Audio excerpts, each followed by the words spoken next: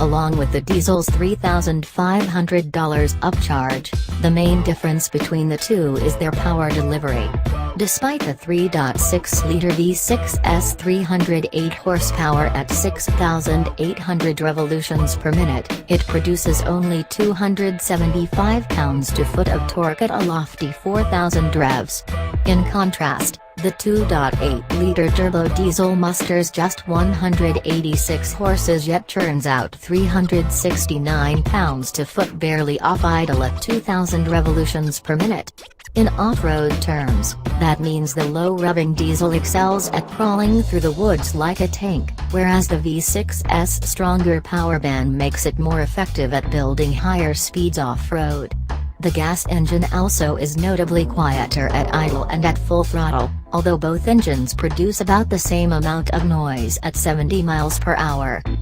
The ZR2's standard 8-speed automatic, the diesel gets a 6-speed auto, is a smooth operator both on and off the road, even though it hastily upshifts to top gear, making the more high-strung V6 feel sluggish in normal driving. While the 3.6-liter takes some prodding to wake up and doesn't sound as sweet as it does in General Motors passenger cars, an active exhaust like the Chevrolet Camaro's would have been a nice touch. There's no masking the gas engine's substantial corral of ponies.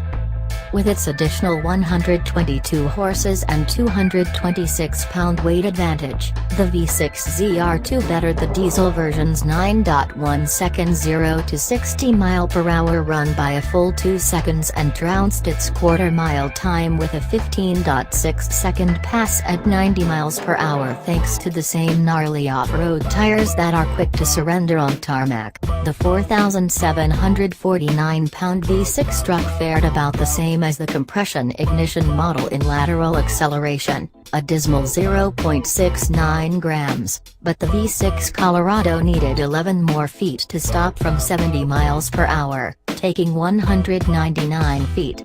Our V6 rig also averaged a V8 like 15 miles per gallon during its 2 weeks with us, which is 2 miles per gallon less than its EPA combined rating and only 1 mile per gallon better than what our 450 horsepower long-term Raptor is returning. The 6-cylinder achieved 19 miles per gallon on our 200-mile highway test, 1 mile per gallon above its EPA rating. No matter the engine, this is the same butch Chevy pickup that sports wider, tougher bodywork to accommodate 31-inch tall tires and a 3.5-inch wider track versus lesser Colorados. Its underpinnings are fortified with about 2 inches of lift, hefty skid plates, and greater suspension travel, 8.6 inches in front and 10.0 at the rear. Revised springs and Multimatic's innovative spool valve dampers bolt to a reinforced chassis, while electronic locking front and rear differentials turn 3.42 to 1 gears and 17-inch aluminum wheels wrapped with knobby 265/65R17 Goodyear Wrangler DuraTrack tires. As effective as they are at guarding the ZR2's body when grinding over obstacles, the protective rock rails protruding from beneath the doors are even better at dirtying occupants' pant legs while they're getting in and out of the truck. Although the 212.4-inch long crew cab often feels, and nearly is, as large as a full-size pickup, the ZR2 can navigate narrow, wooded trails that would entangle a Raptor like a trawling net. This was especially helpful at our local off-road park, where the Colorado's suspension articulation and individually selectable locking differentials, lockers, in the 4x4 community, lent it impressive traction and maneuverability on paths usually reserved for Jeeps.